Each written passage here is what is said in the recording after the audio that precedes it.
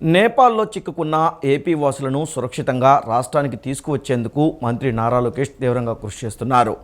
నేపాల్ నుంచి పలువురు యాత్రికులు కాసేపట్లో రాష్ట్రానికి బయలుదేరనున్నారు. నేపాల్లో చిక్కుకున్న ఏపీ వాసులను సురక్షితంగా రాష్ట్రానికి తీసుకువచ్చేందుకు మంత్రి నారా లోకేష్ తీవ్రంగా కృషి చేస్తున్నారు. మంత్రి చొరవతో అధికారులు చర్యలు చేపట్టారు. నేపాల్ నుంచి ప్రత్యేక విమానంలో యాత్రికులు కాసేపటి క్రితం రాష్ట్రానికి బయలుదేరారు. సిమికోట్లో చిక్కుకున్న 12 మందిని ప్రత్యేక విమానంలో ఉత్తరప్రదేశ్ సరిహద్దు సమీపంలో ఉన్న నేపాల్ గంజ్ ఎయిర్పోర్ట్కు తరలించారు. అక్కడ నుంచి ఏపీ ప్రభుత్వం ఏర్పాటు చేసిన వాహనాల్లో లక్నో చేరుకున్నారు. లక్నో నుంచి హైదరాబాద్కు విమానంలో తీసుకొచ్చేందుకు ఏర్పాట్లు చేశారు. కాట్మండ్ సమీపంలో చిక్కుకున్న తెలుగువారిని సురక్షితంగా రాష్ట్రానికి తీసుకురావడానికి అధికారులతో సమన్వయం చేసి లోకేష్ ప్రత్యేక విమానం ఏర్పాటు చేశారు. నేపాల్లో చిక్కుకున్న వారు రాష్ట్రానికి సురక్షితంగా తిరిగి వచ్చి ఇళ్లకు చేరే వరకు లోకేష్ సంబంధిత అధికారులకు ఎప్పటికప్పుడు దిశానిర్దేశం చేస్తూ యాత్రికులను ఆంధ్రప్రదేశ్ రాష్ట్రానికి తీసుకురావడానికి విశేష కృషి చేస్తున్నారు.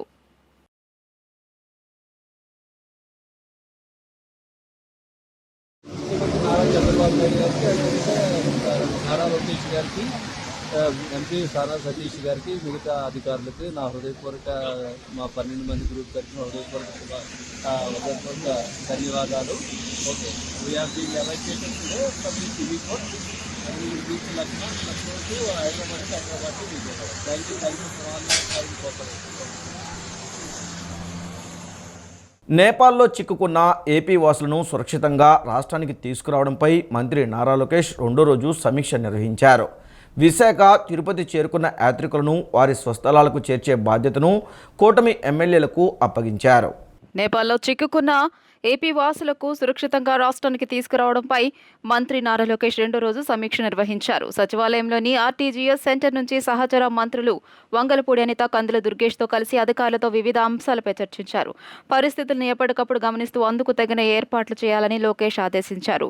ఏపీ ప్రభుత్వం ఏర్పాటు చేసిన ప్రత్యేక విమానం ఇప్పటికే కాట్మండు చేరుకుంది. ఆ విమానం మధ్యాహ్నం 3 గంటలకు విశాఖపట్నం, ఆ తర్వాత తిరుపతి విమానాశ్రయానికి రానుంది. అందుబాటులో ఉన్న కూటమి ఎమ్మెల్యేలు, ఇతర ప్రజాప్రతినిధులు ఆయా విమానాశ్రయాలకు వెళ్లి రాష్ట్ర వాసులకు స్వాగతం పలకాలని మంత్రి లోకేష్ సూచించారు. విశాఖ, తిరుపతి చేరుకున్న యాత్రికులను వారి స్వస్థలాలకు చేర్చే బాధ్యతను కూటమి ఎమ్మెల్యేలకు అప్పగించారు. వాహనాలు, ఇతర సదుపాయాలను సమకూర్చాలని మంత్రి నారా లోకేష్ ఆదేశించారు. అక్కడ ఆల్రెడీ మేము డిస్ట్రిక్ట్ మ్యాజిస్ట్రేట్ వాళ్ళతో మాట్లాడటం జరిగింది. వాళ్ళకి కావాల్సిన ఏర్పాట్లు కూడా, ఇమిగ్రేషన్ కానీ ఏర్పాట్లు ఉంటే కూడా అధికారులతో మాట్లాడడం, అది ఏపీ భవన్ అక్కడ నుంచి సబ్సిక్వెంట్గా వాళ్ళ ట్రావెల్ కార్యాచరణలు కూడా ఏర్పాటు చేస్తాం జరుగుతుంది. మళ్ళీ రేపు పొద్దున మేము 10ంటికి అందరం ఇక్కడ అసెంబ్లీ అవుతున్నాం రియల్ టైమ్ గవర్నెన్స్ సెంటర్లో. రేపు 10 నుంచి కంటిన్యూస్గా మానిటర్ చేసి ప్రతి ఆంధ్రుడు తిరిగి వచ్చే వరకు మేము అందరం పనిచేస్తాం. కేవలం విశాఖపట్నానికి, కడపకే కాదు, ప్రభుత్వం వాళ్ళ ఇంట్లో దించే బాధ్యత తీసుకుంటాను. అంటే ఎయిర్పోర్ట్లో కూడా వాళ్ళకి కావాల్సిన వాహనాలు ఏర్పాటు చేసి నేరుగా వాళ్ళ ఇంట్లో దింపే బాధ్యత కూడా మేము తీసుకుంటున్నాం. సో ఈరోజు ఆంధ్ర రాష్ట్ర ప్రభుత్వం చాలా సీరియస్గా తీసుకుని ఆంధ్రుల్ని తిరిగి తీసుకొస్తాం జరుగుతుంది. ఇంకా రాత్రి కూడా ఉంటే రియల్ టైం మేము అందరూ ఒక వాట్సాప్ గ్రూప్ కూడా ఏర్పాటు చేసుకున్నాం. మంత్రులు కూడా ఉన్నారు, గౌరవ ముఖ్యమంత్రి గారు కూడా వాట్సాప్ గ్రూప్లో ఉన్నారు. మేము అందరూ అది రియల్ టైం మానిటర్ చేసుకుంటున్నాం సిచ్యువేషన్. ప్రతి 2 గంటలు ఒకసారి కూడా మేము గౌరవ ముఖ్యమంత్రి గారికి సిచ్యువేషన్ ఏంటి, గ్రౌండ్ పరిస్థితి ఏంటో తెలియజేస్తాం జరుగుతుంది. సో రేపు సాయంత్రం కల్లా, మ్యాక్సిమం లేట్ నైట్ రేపు రాత్రి కల్లా అందరూ క్షేమంగా వాళ్ళ ఇంటికి చేర్చే బాధ్యత ఆంధ్ర రాష్ట్ర ప్రభుత్వం తీసుకుంటుంది. డయేరియా బాధితులకు మెరుగైన వైద్యం అందించాలని సీఎం చంద్రబాబు నాయుడు ఆదేశించారని పురపాలక శాఖ మంత్రి నారాయణ తెలిపారు. ప్రస్తుతం రాజరాజేశ్వరిపేట డయేరియా బాధితుల అందరి ఆరోగ్యం నిలకడగా ఉందని స్పష్టం చేశారు. నగరంలోని రాజరాజేశ్వరిపేట డయేరియా ప్రబలిన ప్రాంతాలను ఏపీ పురపాలక శాఖ మంత్రి నారాయణ, సెంట్రల్ నియోజకవర్గ MLA Bonda Umamaheswararao, municipal commissioner Dhyan Chandra, పలువురు అధికారులు, నాయకులు కలిసి పర్యటించారు. చికిత్స పొందుతున్న డయేరియా బాధితులను పరామర్శించారు. అనంతరం మంత్రి నారాయణ మీడియాతో మాట్లాడుతూ డయేరియా కేసులపై సీఎం చంద్రబాబు ఫోన్ చేసి వివరాలు అడిగారని చెప్పారు. బాధితులకు మెరుగైన వైద్యం అందించాలని సీఎం ఆదేశించారన్నారు. డయేరియా కేసులు వచ్చిన వెంటనే మున్సిపల్ వైద్యారోగ్య అధికారులు, ప్రజాప్రతినిధులు వెంటనే అందించినట్లు తెలిపారు. ఇప్పటికే చాలా మందికి వాంతులు, విరేచనాలు తగ్గాయని వివరించారు. హాస్పిటల్ నుంచి మరో కొంతమంది డిశ్చార్జ్ అవుతున్నారని చెప్పారు.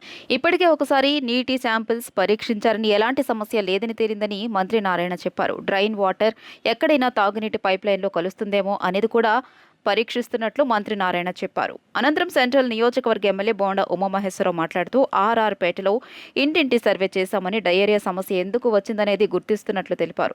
ఎక్కడా ప్రాణ నష్టం జరగలేదని వదంతులు నమ్మవద్దు అని సూచించారు. బాధితులకు రాష్ట్ర ప్రభుత్వం అన్ని విధాలుగా అండగా ఉంటుందని బోండా ఉమా హామీ ఇచ్చారు. ప్రజలు స్పందన చూసి జగన్ అసహనం పెరిగిపోయిందని విద్యుత్ శాఖ మంత్రి గొట్టిపాటి రవికుమార్ విమర్శించారు. ప్రజలు బుద్ధి చెప్పినా తన సైకోయిజం మారలేదని జగన్ నిరూపించారని ధ్వజమెత్తారు. సూపర్ 6 సూపర్ హిట్ సభకు ప్రజలు పెద్ద ఎత్తున మద్దతు పలికారని మంత్రి విద్యుత్ శాఖ మంత్రి గొట్టిపాటి రవికుమార్ అన్నారు. అనంతపురం సభలో వైసీపీ దుకాణం మూతపడినట్టే అని తెలియజేశారు.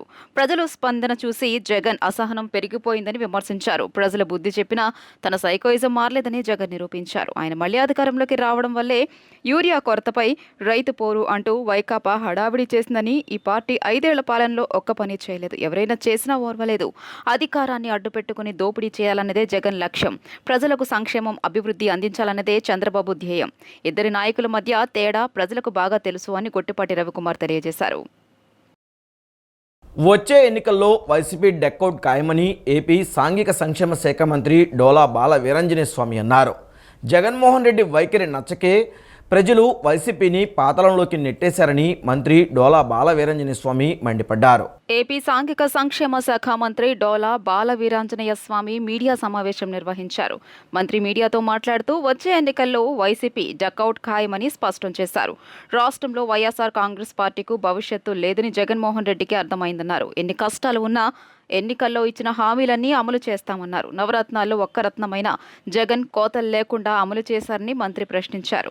క్విడ్ ప్రోకో తప్ప పీపీపీ అంటే కనీసం అర్థం తెలుసా అని ప్రశ్నించారు. మెడికల్ కాలేజీ టెండర్లలో పాల్గొనవద్దని బెదిరిస్తారా? ప్రజల కోసమే పీపీపీ మోడ్లో మెడికల్ కాలేజీలు నిర్మాణాలు జరుగుతున్నాయని తెలిపారు. జగన్మోహన్ రెడ్డి వైఖరి నచ్చకే ప్రజలను వైసీపీ పాతాళంలోకి నెట్టేశారని మంత్రి డోలా బాల వీరాంజనేయ స్వామి మండిపడ్డారు. విజయవాడ రాజరాజేశ్వరిపేటలో డయేరియా బారిన పడి చికిత్స పొందుతున్న 41 మంది అందరి పరిస్థితి నిలకడగా ఉందని ఎన్టీఆర్ జిల్లా కలెక్టర్ జి లక్ష్మీషా తెలిపారు. పరిస్థితి చక్కదిద్దేందుకు సమన్వయానికి రెవెన్యూ, వివిధ శాఖల జిల్లా అధికారులతో ప్రత్యేక బృందాలు ఆర్ఆర్పేటలో ప్రతి ఇంటిని పర్యవేక్షిస్తున్నారని కలెక్టర్ తెలిపారు. విజయవాడ రాజరాజేశ్వరిపేటలో డయేరియా బారిన పడి చికిత్స పొందుతున్న 41 మంది అందరి పరిస్థితి నిలకడగా ఉందని ఎన్టీఆర్ జిల్లా కలెక్టర్ జి లక్ష్మీషా తెలియజేశారు. చికిత్స తీసుకుని ఆరోగ్యం మెరుగుపడడంతో ఇప్పటి వరకు 22 మంది డిశ్చార్జ్ అయ్యారని తెలిపారు. ప్రత్యేక వైద్యాధికారులతో ఆర్ఆర్పేటలో వైద్య శిబిరం ఏర్పాటు చేశామని 24 గంటల పాటు సేవలు అందిస్తోందని తెలియజేశారు. ముందు జాగ్రత్తగా కుళాయి నీటి సరఫరా ఆపేసి 15 ట్యాంకర్ల ద్వారా తాగునీటిని సరఫరా చేస్తున్నట్లు వివరించారు. డయేరియా కేసులపై కలెక్టర్ కార్యాలయంలో 9154970454తో కంట్రోల్ రూమ్ ఏర్పాటు చేశామని, ఎవరికైనా అత్యవసర పరిస్థితులు ఉంటే సంప్రదించాలని తెలియజేశారు. పరిస్థితి చక్కదిద్దేందుకు సమన్వయానికి రెవెన్యూ, వివిధ శాఖల జిల్లా అధికారులతో ప్రత్యేక బృందాలు ఆర్ఆర్పేటలో ప్రతి ఇంటిని పర్యవేక్షిస్తున్నారని కలెక్టర్ తెలియజేశారు. జాతీయ స్థాయి నాయకత్వంలో కామ్రేడ్ సూరవరం సుధాకర్ రెడ్డి తన శైలిలో చెరగని ముద్ర వేశారని మాజీ రాజ్యసభ సభ్యులు కేవీపీ రామచంద్రరావు కొనియాడారు. స్టాండింగ్ కమిటీ చైర్మన్గా కార్మిక చట్టాలను సమర్థవంతంగా అమలు చేసి కార్మికులకు సంక్షేమ ఫలాలు అందే విషయంలో చాలా చురుకైన పాత్ర పోషించారని పేర్కొన్నారు. నగరంలోని బాలోత్సవ భవనంలో కామ్రేడ్ సురవరం సుధాకర్ రెడ్డి సంస్మరణ సభ నిర్వహించారు. ఈ కార్యక్రమంలో సిపిఐ రాష్ట్ర కార్యదర్శి రామకృష్ణ, మాజీ ఎంపీలు KVP Ramachandra Rao, Madhu, YCP MLC Botsa Satyanarayana, TD Janardhan, మాజీ ఎమ్మెల్సీ జెలి విల్సన్, ముప్పాళ్ల నాగేశ్వరరావు, అక్కనేని వనజ, దోనిపూడి శంకర్, కోటేశ్వరరావు తదితరులు పాల్గొన్నారు. విచ్చేసిన ప్రతినిధులు కలిసి సురవరం సుధాకర్ రెడ్డి చిత్రపటానికి పూలమాలలు వేసి నివాళులు అర్పించారు. అనంతరం రాష్ట్ర కార్యదర్శి సిపిఐ రామకృష్ణ మాట్లాడుతూ సుదీర్ఘ రాజకీయ నాయకుడిగా వెలుగొంది అజాత శత్రువుగా నిలిచిపోయారని కొనియాడారు. అందరికీ ఆప్తుడిగా నిలిచిపోయారని తెలియజేశారు. తెలంగాణ ప్రాంతానికి చెందిన సురవరం సుధాకర్ రెడ్డి కర్నూలు జిల్లా నుంచి తన ప్రస్థానాన్ని ప్రారంభించారని తెలిపారు. తెలంగాణ ప్రాంత వైతాళికుడిగా వెలుగొందారని, పార్టీలో కష్టపడి పనిచేసిన వారిని ప్రోత్సహించి పైకి తీసుకురావడంలో ఆయన ప్రత్యేక పాత్ర పోషించారని తెలిపారు. అనంతరం మాజీ రాజ్యసభ సభ్యులు కేవీపీ రామచంద్రరావు మాట్లాడుతూ జాతీయ స్థాయి నాయకత్వంలో కామ్రేడ్ సురవరం సుధాకర్ రెడ్డి తన శైలిలో చెరగని ముద్ర వేశారన్నారు. స్టాండింగ్ కమిటీ చైర్మన్గా ఉండి లేబర్ల కార్మిక చట్టాలు అమలు చేసిన కార్మికుల ఫలాలు అందే విషయంలో చాలా చురుకైన పాత్ర వహించారని వెల్లడించారు. పార్లమెంట్లో అనేక బిల్లులు తీసుకురావడంలో విశేష కృషి చేశారని తెలిపారు. యూపీఏ ప్రభుత్వం అమెరికాలతో అణు ఒప్పందం పెట్టినప్పుడు సిద్ధాంతం రీత్యా కాంగ్రెస్ పార్టీని వామపక్షాలు వ్యతిరేకించాయని తెలిపారు. ఇంత జరిగినా సురవరం సుధాకర్ రెడ్డి కాంగ్రెస్ పార్టీ నేతలు ఒక్కరూ కూడా పల్లెత్తి మాట అనలేదన్నారు. స్టాండింగ్ కమిటీ చైర్మన్గా కార్మిక చట్టాలను సమర్థవంతంగా అమలు చేసి కార్మికులకు సంక్షేమ ఫలాలు అందే విషయంలో చాలా చురుకైన పాత్ర పోషించారని పేర్కొన్నారు. యూపీఏ ప్రభుత్వానికి సురవరం సుధాకర్ రెడ్డి ఎప్పటికప్పుడు మంచి సూచనలు, సలహాలు ముందుకు తీసుకెళ్లేందుకు కృషి చేశారని తెలియజేశారు. మరి సురవరం సుధాకర్ రెడ్డి గారి సంస్మరణ సభ తెలంగాణ రాష్ట్ర కౌన్సిల్ ఆధ్వర్యంలో హైదరాబాద్లో ఇటీవల జరిగింది. తెలంగాణ రాష్ట్ర ముఖ్యమంత్రి రేవంత్ రెడ్డి గారితో పాటు అన్ని రాజకీయ పార్టీల నాయకులు కూడా అక్కడ హాజరు కావడం జరిగింది. విచిత్రం ఏమంటే మన కమ్యూనిస్టులకు సైద్ధాంతికంగా రాజకీయంగా బీజేపీ వారు దూరంగా ఉంటారు. కానీ హైదరాబాద్లో జరిగిన సభలో బీజేపీ పార్లమెంటు సభ్యులు కూడా అనేక మంది వచ్చి పాల్గొన్నారు. మాజీ గవర్నర్ బండారు దత్తాత్రేయ గారు కూడా పాల్గొనడం జరిగింది. కాబట్టి ఏమంటే సురవరం సుధాకర్ రెడ్డి గారి గురించి ఒకే ఒక్క మాటలో చెప్పాలంటే ఆయన సుదీర్ఘ రాజకీయ అనుభవం ఉండి రాజకీయ నాయకుడిగా వెలుగొందిన ఒక అజాత శత్రువుగా ఆయన ప్రజల్లో నిలిచిపోయాడు. సుధాకర్ రెడ్డి గారి లాగా ఒక అజాత శత్రువుగా ఎంత క్లిష్టమైన సమస్య వచ్చినా, ఎంత రాజకీయమైన సుడిగుండాల్లో పార్టీ ఉన్నా ఆయన మొహం మీద చిరునవ్వు చెదరకుండా, విసుగు చెందకుండా, ఎదుటివాడిని నొప్పించకుండా, ఎదుటివాడు చెప్పింది ఒప్పుకోకపోయినా ఆ సిద్ధాంతంతో ఈయన విభేదిస్తున్నా ఎక్కడ కూడా మొహంలో ఆగ్రహం కానీ చిరాకు కానీ కనిపించకుండా విభేదంలో కూడా స్నేహతత్వాన్ని ప్రకటించగలిగిన నా వరకు నేను చూసిన ఇంకా కొంతమంది ఉండొచ్చు దేశంలో, ఇంకెవరు ఉండరని చెప్పడానికి నాకు లేదు. కానీ నా 60 ఏళ్ల రాజకీయ చరిత్రలో నాకు తెలిసినంత వరకు వారొక్కరే. ఇంద్రకీలాద్రిపై జరగనున్న దసరా శరన్నవరాత్రి మహోత్సవాలకు సంబంధించి ఏర్పాట్లను ఎన్టీఆర్ జిల్లా collector doctor G Lakshmisha, Vijayawada municipal commissioner Dhyanachandra, దుర్గగుడి ఈవో వికే సీనా నాయక్తో కలిసి పరిశీలించారు. దసరా ఏర్పాట్ల పురోగతిని ఆలయ ఇంజనీర్లు కేవీఎస్ఆర్ కోటేశ్వరరావు, రాంబాబు, ఇతర ఇంజనీరింగ్ సిబ్బందిని వివరాలు అడిగి తెలుసుకున్నారు. క్యూలైన్లు, హోల్డింగ్ ఏరియాలు, భక్తుల రద్దీని దృష్టిలో ఉంచుకొని కొన్ని కొత్త హోల్డింగ్ పాయింట్లు నిర్ణయించారు. గతంలో ఉన్న సమస్యలను అధిగమించి భక్తులకు ఎలాంటి అసౌకర్యం కలగకుండా జాగ్రత్తలు తీసుకుంటున్నట్లు వివరించారు. దసరా ఉత్సవాల సమయంలో ట్రాఫిక్ నియంత్రణ, భక్తుల పార్కింగ్ కోసం ప్రత్యేక ప్రణాళికలు రూపొందిస్తున్నట్లు తెలిపారు. విజయవాడ నగరం సెంట్రల్ నియోజకవర్గ ప్రజలపై విఘ్నేశ్వరుడి ఆశీస్సులు ఎల్లప్పుడూ ఉండాలని మనసారా కోరుకుంటున్నట్లు ఎమ్మెల్యే బోండా ఉమామహేశ్వరరావు తనయుడు బోండా రవితేజ తెలిపారు. ఈ సంవత్సరం సెంట్రల్ నియోజకవర్గంలో జరుగుతున్న గణేష్ నవరాత్రుల ఉత్సవాలు విజయవాడలో ఎక్కడా లేనంత అద్భుతంగా నిర్వహించారని తెలిపారు. నగరంలోని 27వ డివిజన్ డీమార్ట్ నందు బాబాజీపేట ఫ్రెండ్ సర్కిల్ కోలా భాస్కర్ చరణ్ మిత్రులు అందరి ఆధ్వర్యంలో వినాయక చవితి నిమజ్జన కార్యక్రమం అంగరంగ వైభవంగా జరిగింది. ఈ వేడుకలలో సెంట్రల్ నియోజకవర్గం ఎమ్మెల్యే బోండా ఉమామహేశ్వరరావు తనయుడు బోండా రవితేజ, టీడీపీ రాష్ట్ర నాయకుడు నవనీతం సాంబశివరావుతో పాటు పలువురు నేతలు పాల్గొని ప్రత్యేక పూజలు చేశారు. ఈ సందర్భంగా డీజే, తీన్మార్ డప్పులతో స్వామివారిని పురవీధుల్లో ఊరేగిస్తూ నిమజ్జన కార్యక్రమం అంగరంగ వైభవంగా నిర్వహించారు. అనంతరం బోండా రవితేజ మాట్లాడుతూ ఈ సంవత్సరం సెంట్రల్ నియోజకవర్గంలో జరుగుతున్న గణేష్ నవరాత్రుల ఉత్సవాలు విజయవాడలో ఎక్కడా లేనంత అద్భుతంగా నిర్వహించారని తెలిపారు.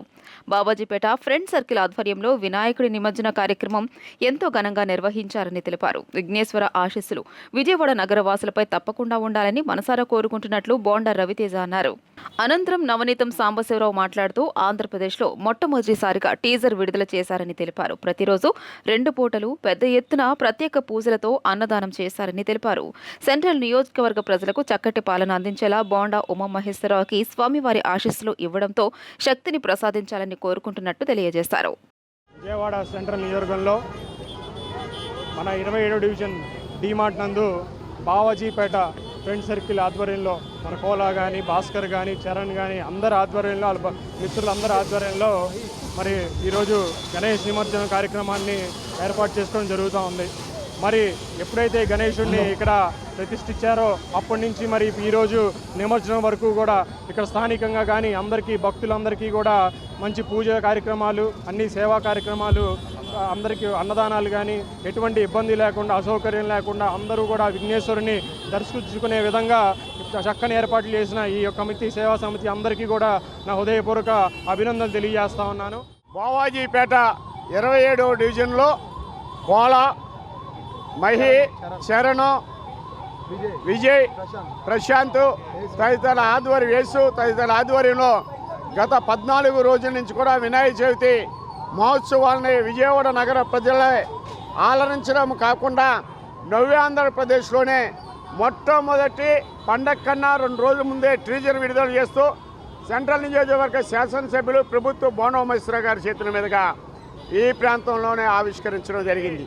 యువనేత బోండా రవితేజ చేతుల మీదుగా ఈ ఊరేగింపుని ప్రారంభించడం జరిగింది. ఈరోజు బావాజీపేట సెకండ్ లైన్ ఎఫ్సీ నందు ఎప్పుడూ చేయని విధంగా మరి ఎంతో ఘనంగా పూజా విశిష్టాలతో మన రవితేజ అన్నయ్య గారితో ఈ కార్యక్రమాన్ని ప్రారంభించడం మాకెంతో విజయవంతంగా అయినది. ఇలాగా మరి ఇంకా ఎన్నో కార్యక్రమాలు చేస్తామని కోరుకుంటూ జై బోలో గణేష్ మహారాజ్కి. ఈ వార్తలు ఇంతటితో సమాప్తం. నమస్కారం.